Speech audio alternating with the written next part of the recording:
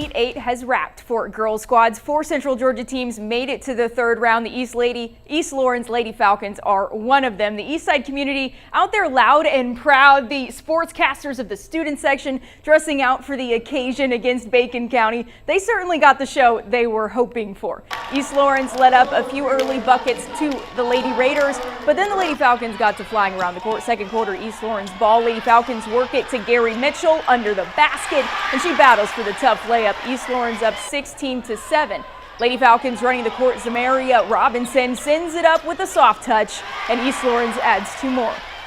Here comes number 10 once again, Robinson, but she fakes it and passes to Deanna Lothar. She finishes off the glass, extending the lead to 23. East Lawrence goes into the break up 35-12. Skipping to the second half, Robinson back with the rock and the 2-shot.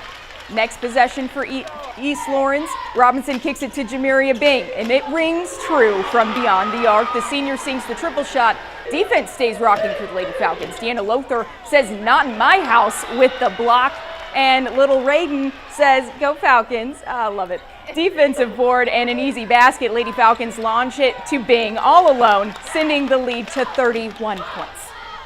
Robinson with the footwork and passes to Lothar. The senior scores another bucket for the home team, and hoop. There it is. East Lawrence Lady Falcons advance to their second consecutive Final Four appearance with a 64-42 win. The crowd hits its own rendition of "All I Do Is Win." Those hands are up. Fired up East Side. I talked to head coach Danielle Lothar after the game, and it still hadn't sunk in yet. We playing on our home court and people still wouldn't believe me. All right, so we was just respect. Okay, that's a big thing, and going back into the locker room, just celebrating with those girls because they believe. And they putting in the work, and it's just a young group, and then everybody just loving it, and it's just surreal.